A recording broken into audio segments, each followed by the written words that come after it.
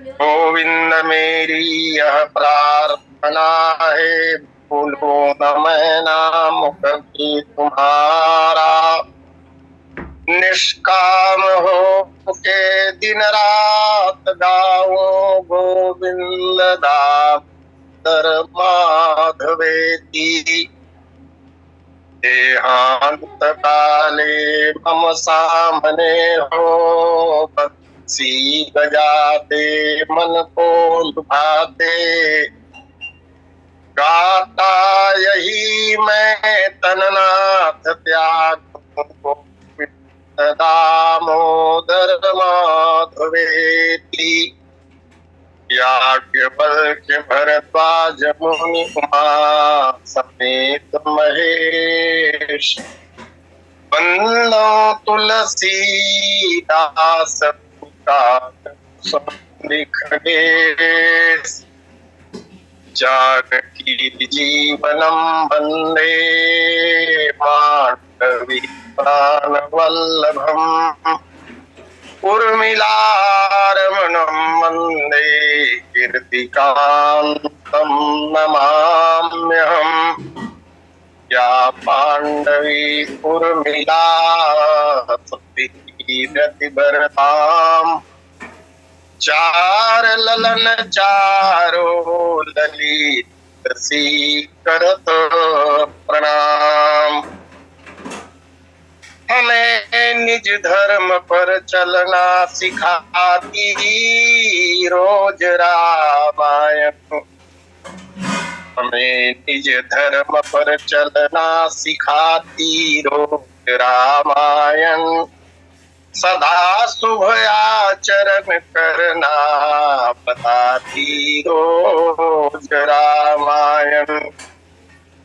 जिन्हें संसार सागर से उतर कर पार जाना है, उन्हें सुख से किनारे पर लगाती रोज रामायण। कहीं छवि विष्णु की बाकी, कहीं शंकर की है झांकी। हृदय आनंद झूले पर झुलाती रोज रामायण। सरल कविता की कुंजों में बड़ा मंदिर है हिंदी का, जहाँ प्रभु प्रेम का दर्शन कराती रोज रामायण। कभी वेदों के सागर में, कभी गीता की गंगा में। कभी वेदों के सागर में, कभी गीता की गंगा में। कभी रस बिंदु में मन को डुबाती रोज रामायण।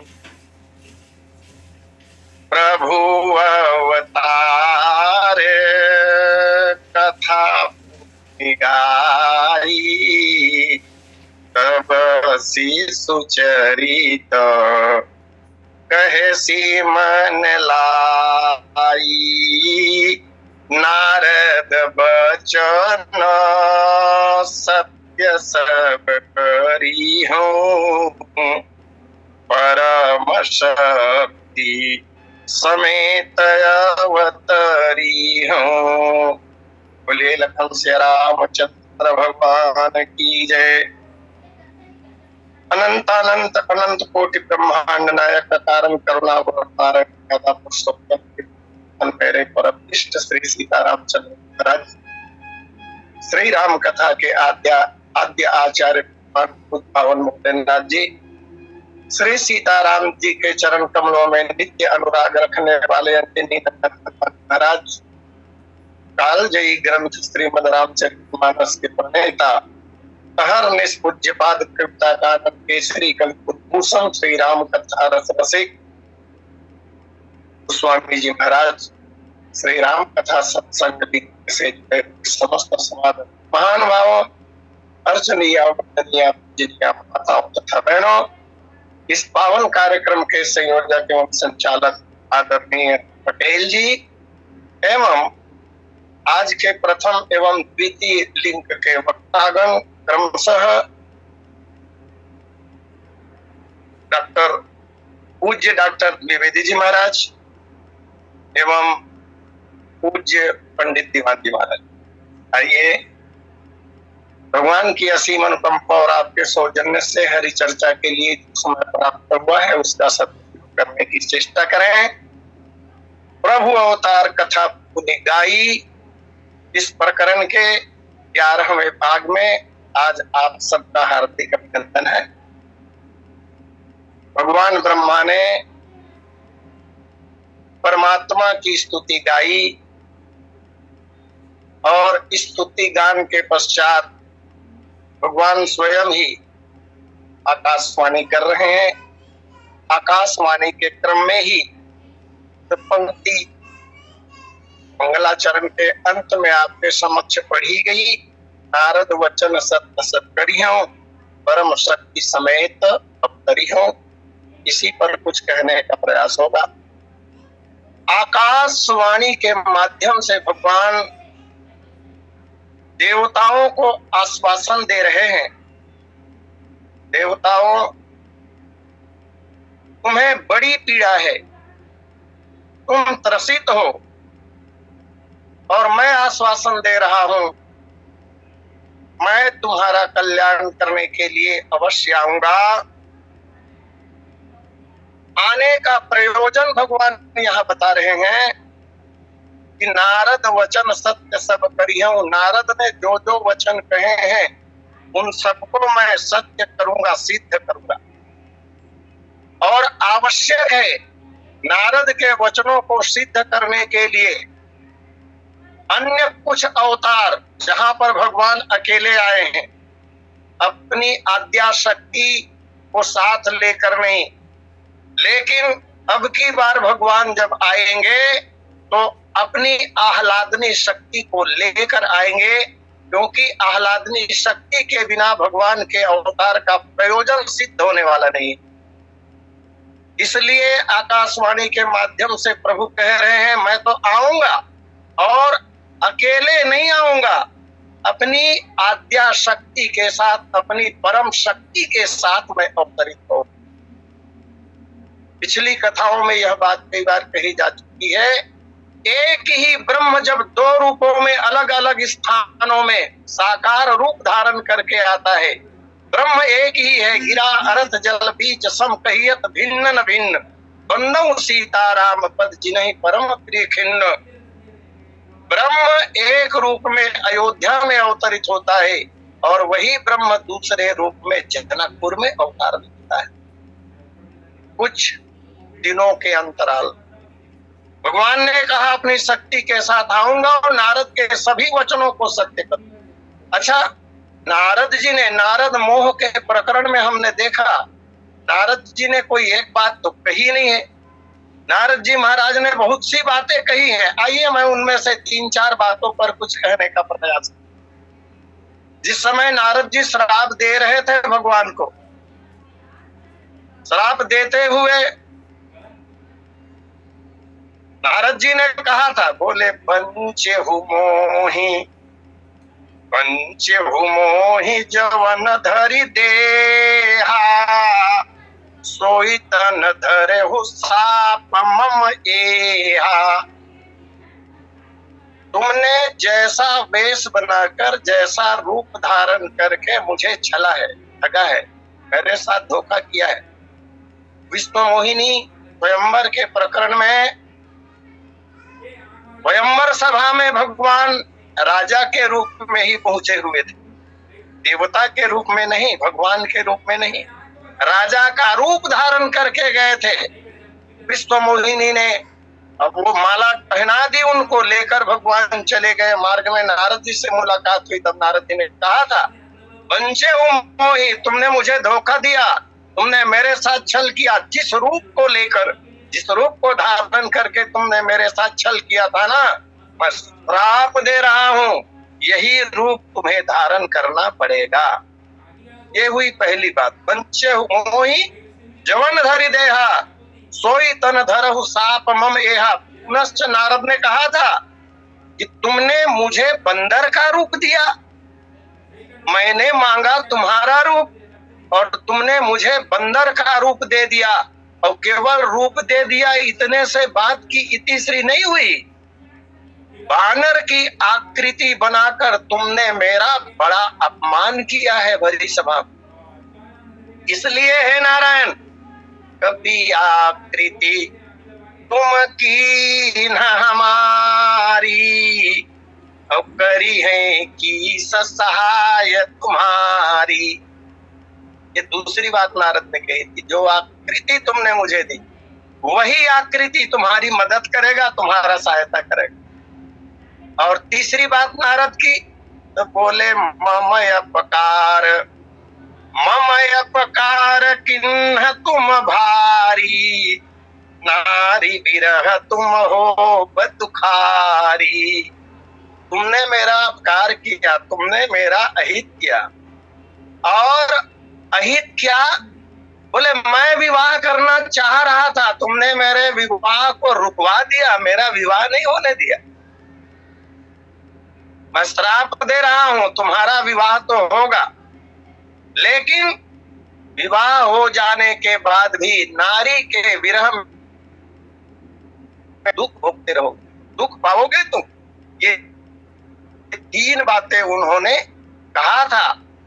इन्हीं का उत्तर देते हुए आकाशवाणी में ब्रह्म जो है वो बोल रहे हैं कि सीधा सीधा तात्पर्य है, नारद जी ने कहा था कि तुमने राजा का रूप धारण करके मुझे छला, अस्तु आकाशवाणी का कथन ये है कि नारद के वचन को सत्य करने के लिए मैं राजा के घर में जन्म, क्योंकि नारद का श्राप यही है, राजा के घर में मैं जन्म लूंगा और बंदर भालू मेरी मदद करेंगे। मदद कब करेंगे? जब प्रिया का हरण हो जाएगा। इसका तात्पर्य यह हुआ कि बिरही बनने के लिए मैं स्वयं अपनी शक्ति का हरण करवाऊंगा। रावण आएगा यति बनकर, मेरी अर्धांगिनी को ले जाएगा। इस तरह ये तीन बातें, मैं विरह वेदना झेलूंगा। चौथी बात, नारद जी ने श्राप दिया था, ये नारी विरह तुम हो दुखारी। तीसरी बात तो यह थी कि मम अपकार, और चौथी बात है नारी विरह तुम हो दुखारी। तो भगवान कह रहे हैं कि मैं अपनी शक्ति के साथ अवतार लेकर और नारद के वचनों को सिद्ध करूंगा, अवतार दूंगा। यहाँ भगवान जिस शक्ति का वर्णन कर रहे हैं, शक्ति के बिना शक्तिमान अधूरा है। अभी अभी हम लोग सुन रहे थे पूज्य दीवान जी महाराज, एक बड़ा आख्यान उन्होंने सुनाया, बहुत अच्छा लगा। बिना शक्ति के शक्तिमान अधूरे हैं। और यही तो गजब की बात है कि मानस जी में भगवान राम ने जगत का कल्याण तो किया, लेकिन विवाह के पूर्व थोड़ा सा कल्याण हुआ जगत का, ज्यादा लोगों का कल्याण नहीं हुआ, क्योंकि शक्ति साथ में नहीं है। और भगवान का विवाह जब हो चुका, शक्ति साथ में आ गई, तब जगत का संपूर्ण रूप से कल्याण ब्रह्म कर पाए। एक ऐसी स्थिति भी आई कि जब श्री सीता जी का हरण हो गया, बरसात के दिन थे, तो भगवान श्री रामचंद्र जी महाराज ने लखनलाल जी से स्वयं कहा था, बोले लक्ष्मण देखो, घन घमंड गर्जत नभ घोरा, और प्रिया ही न डरपत मनमोरा। शक्ति मेरे साथ नहीं है भाई, इसलिए मुझे बड़ा भय लग रहा है, डर लग रहा है। इससे स्पष्ट होता है कि बिना शक्ति के शक्तिमान अधूरे हैं। इसलिए ब्रह्मवाणी में भगवान ने कह दिया शक्ति के साथ आओ।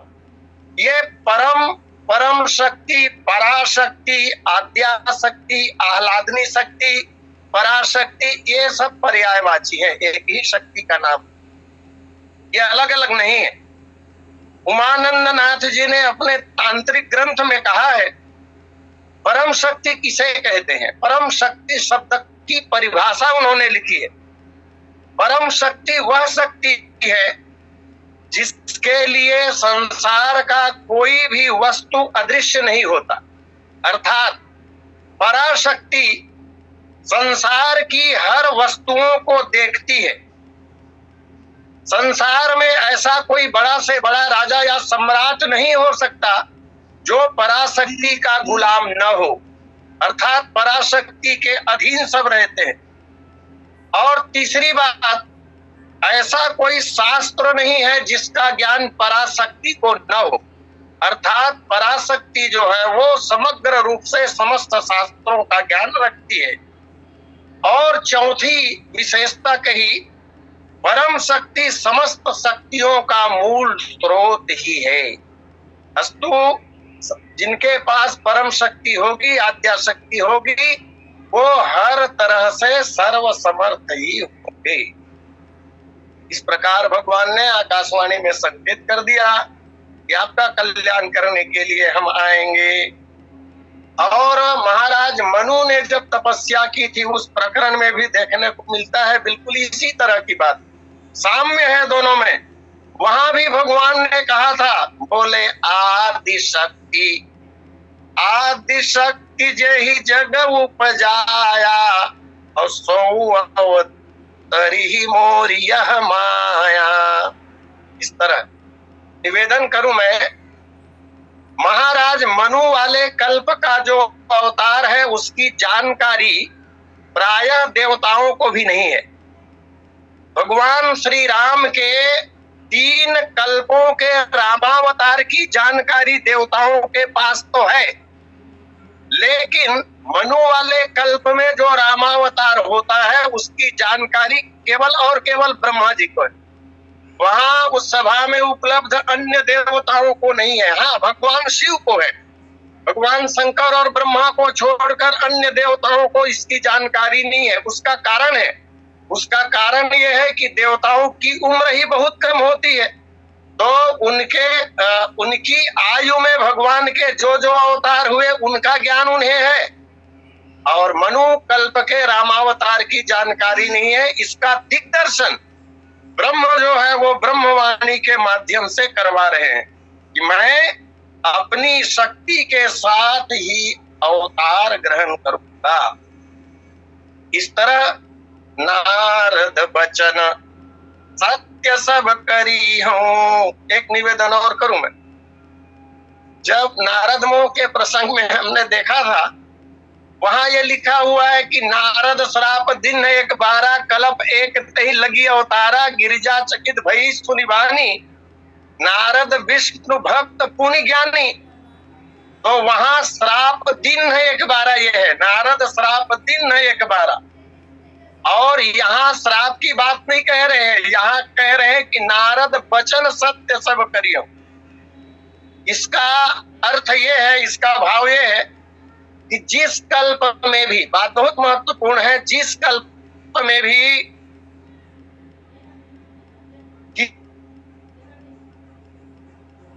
इस शाप का कारण नारद जी का वचन ही सत्य किया जाता है। अस्तु, इससे सिद्ध हुआ कि अभी जिस रामावतार की वह विशुद्ध रूप से नारद कल्प की ही कथा है, नारद कल्प की। अच्छा, अभी अभी जो आकाशवाणी हुई, आकाशवाणी में जितने शब्द कहे गए उनमें अनुसंधान करने पर पता चलता है कि अवतार शब्द की पुनरावृत्ति 3 बार हुई है। 3 बार अवतार शब्द आया है। देखिए, आकाशवाणी शुरू कहां से हो रही है? पहला वाक्य आकाशवाणी का, बोले जनी डर पे हो, जनी डर पे हो मुनि सिद्ध सुरेशा और तुम ही लागी धरी हो नरवेशा।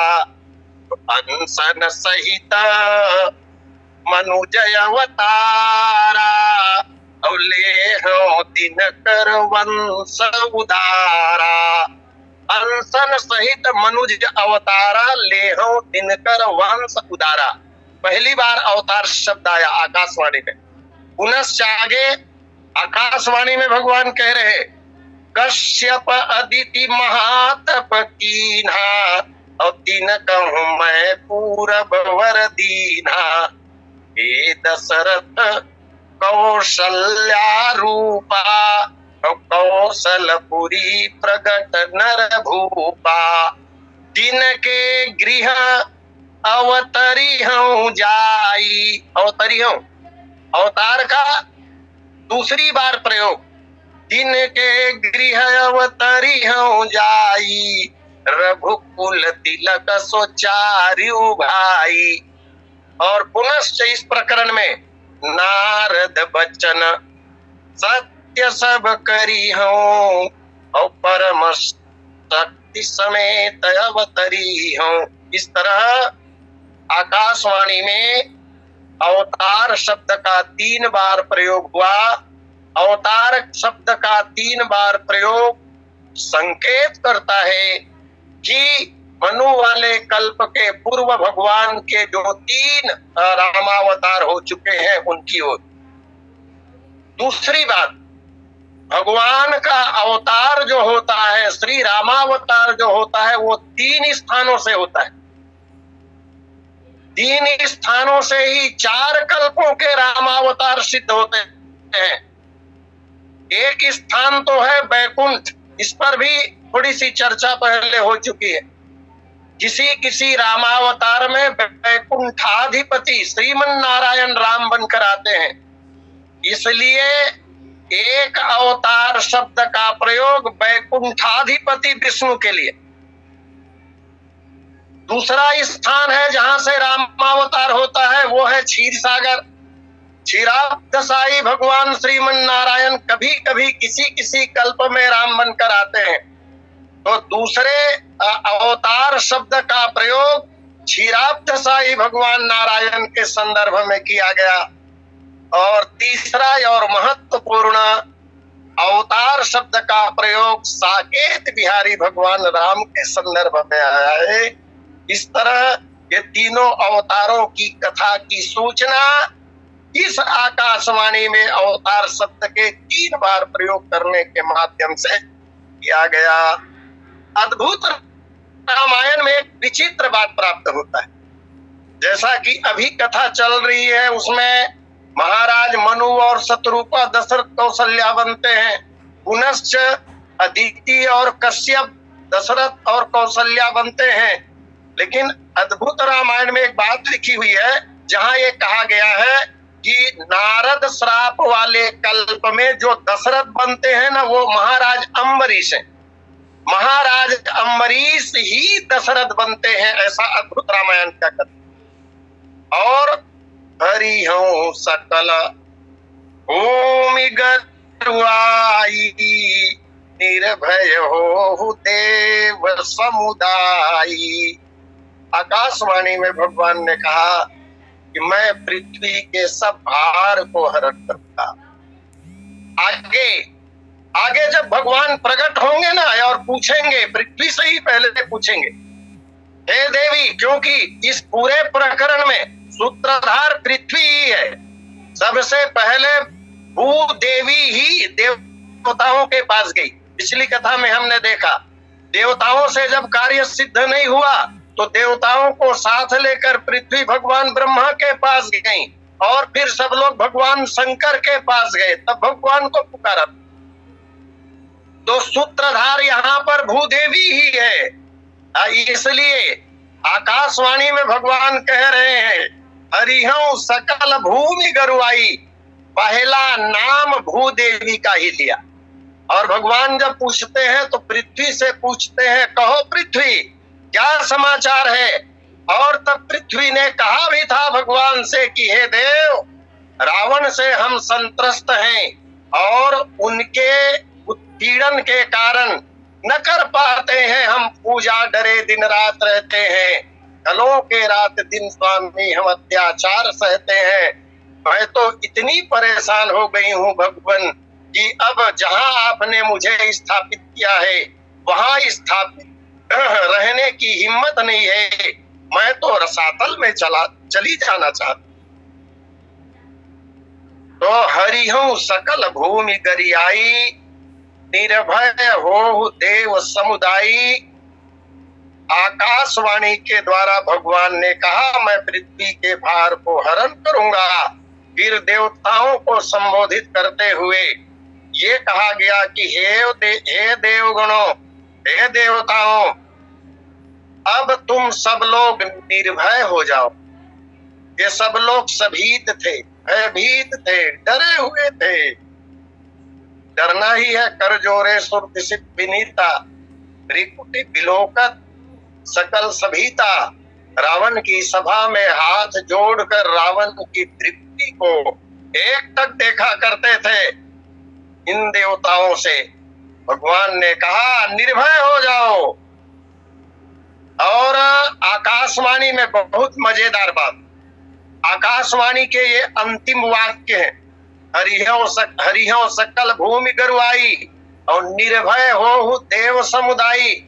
और स्मरण करें अगर तो आकाशवाणी का पहला वाक्य क्या था? प्रारंभ में ब्रह्मवाणी में भगवान ने कहा था जनि डर पे मुनि सिद्ध सुरेशा। वहां भी आरंभ में ही कहा था डरो मत, और अंत में भी कहा कि तुम्हें भयभीत होने की आवश्यकता नहीं है, निर्भय हो जाओ। इसलिए हरिहो सकल भूमि गरुआई। यहाँ पर पृथ्वी का भार हरण करने की बात ब्रह्मवाणी ने कहा, तो पृथ्वी के भार का हरण होगा कैसे? अच्छा, पृथ्वी पर भार बढ़ाया किसने? पृथ्वी भार से दबी जा रही है, तो किनके भार से दबी जा रही है? बाढ़े खल बहु चोर जुआरा, जेलम पट पर धन पर धारा। राक्षसों के कारण, राक्षसों के अत्याचार के कारण भार ज्यादा हो गया है। अब उसे हरण करना है भगवान को, तो राक्षसों का वध जब भगवान करेंगे, राक्षसों को जब मार देंगे भगवान, तब पृथ्वी का भार हल्का होगा। इस तरह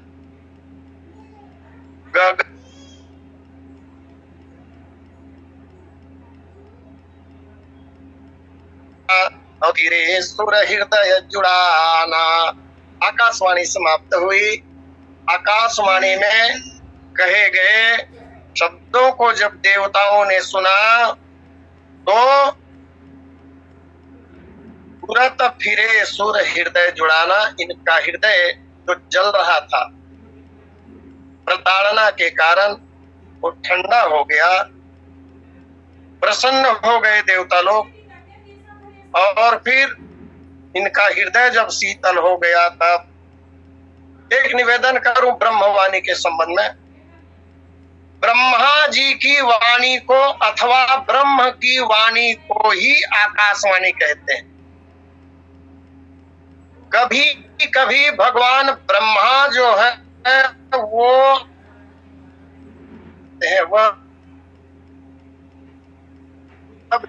कभी परात्पर परम ब्रह्म आकाशवाणी करते हैं, वह भी आकाशवाणी ही है, वह भी ब्रह्मवाणी भी है।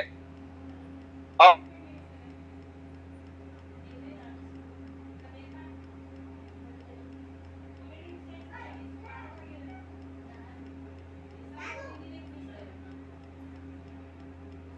वाणी तो और गजब की है, यद्यपि है तो आकाशवाणी, लेकिन प्रायः सभी विद्वानों का ये मत है कि बालकांड से लेकर और उत्तरकांड तक श्रीमद् रामचरितमानस में 9 बार आकाशवाणी हुई है।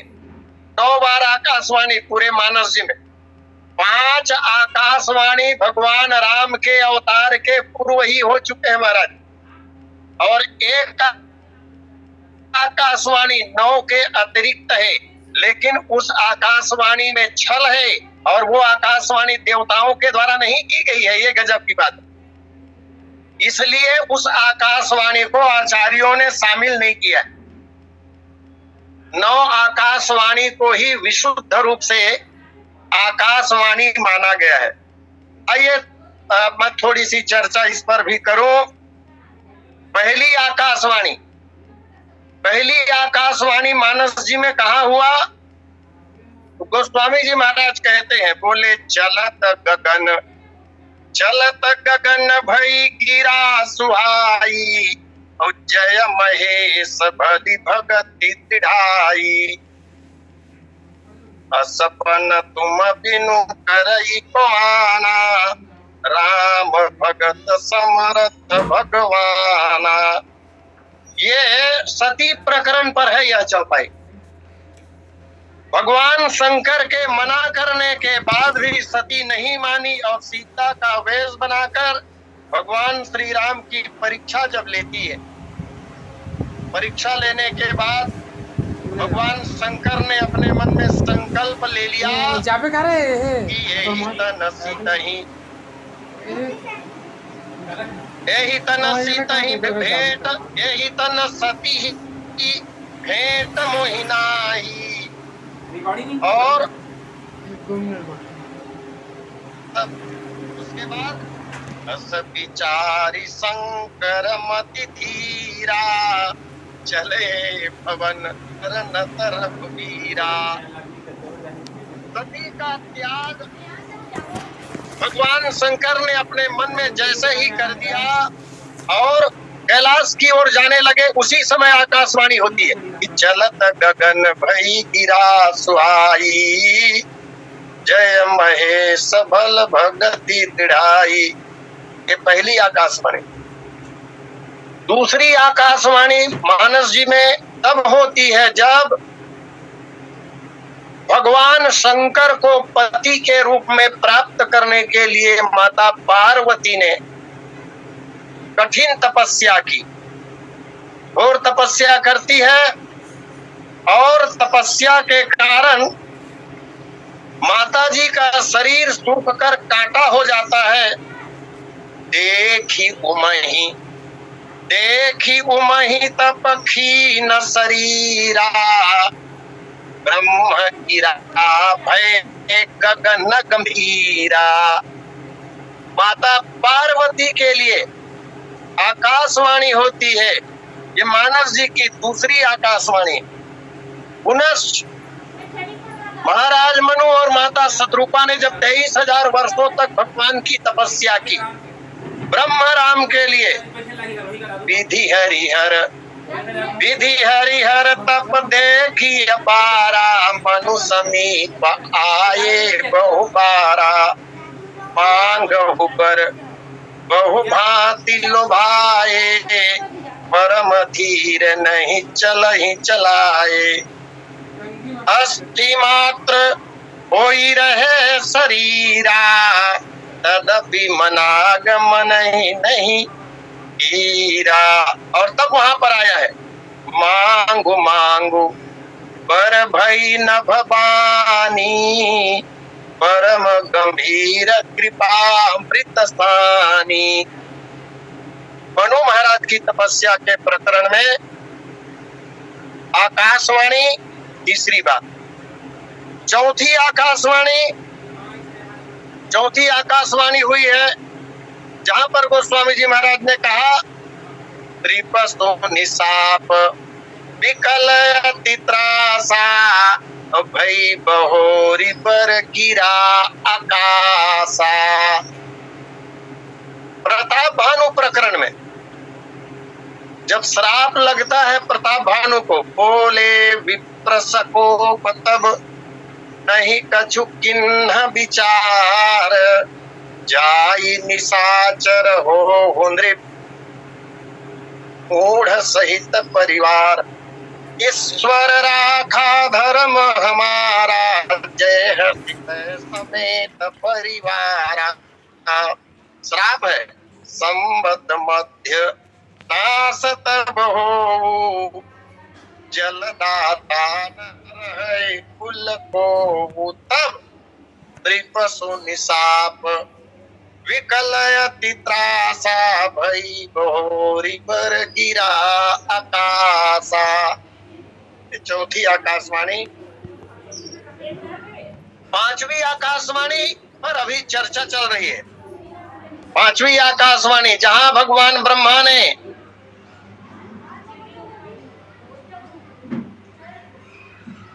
भय सुर भूमि सुनी, वचन समेत स्नेह गगन गिरा गंभीर भई हरनि शोक संदेह।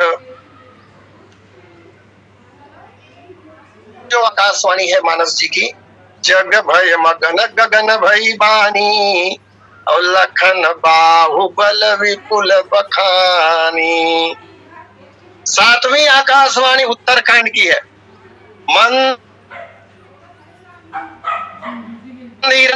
मंदिर मांझ भई नभ बानी रेहत भाग्य अज्ञ अभिमानी। ये उस प्रकरण में है जहां घुसुनी महाराज कह रहे हैं कि एक बार जपत रहे शिव नाम गुरु आयु अभिमान ते उठ नहीं किन्ह प्रणाम। सो दयालु नहीं कहे कछु लवलेश अति अघ गुरु अपमानता सही नहीं सके महेश। तब भगवान शंकर ने आकाशवाणी की थी कि मंदिर मांझ भई नभ बानी और रेहत भाग्य अज्ञ अभिमानी। पुनश्च आठवीं जो ब्रह्मवाणी है, विप्र गिरा सोनी पर हित बानी एवं इति भई नभ बानी।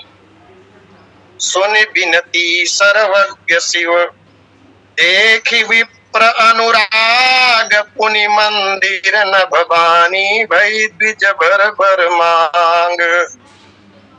आकाशवाणी ने, यहाँ पर दो आकाशवाणी है एक साथ, लेकिन पहले आकाशवाणी में सुनि बिनती सर्वज्ञ शिव देखि विप्र अनुराग अपुनि मंदिर नभ बानी भई द्विज भर मांग। हे मुनि वरदान मांगो, ऐसा आकाशवाणी ने कहा। और उसके बाद ऐसा ही हो, जब वरदान मांग लिया गया तब पुनः आकाशवाणी में कहा गया कि ऐसा ही होगा। तो इन दोनों को मिलाकर एक माना विद्वानों ने, क्योंकि वार्तालाप जैसा चल रहा है। पहले कहा वरदान मांगो और जब वरदान मांगा तो ऐसा ही होगा, इस तरह कहा गया। तो इसे एक कहा गया। इस तरह 8 आकाशवाणियों पर संक्षेप में चर्चा हुई। आइए, समय पूर्णता की ओर है, इसलिए एक आकाशवाणी की चर्चा कल की जाएगी। और इसी के साथ में अपनी वाणी को विराम देते हुए से समय के लिए आदरणीय पटेल जी को आमंत्रित करूं। बोलिए लखन सिया रामचंद्र की जय। बोलिए सियावर रामचंद्र की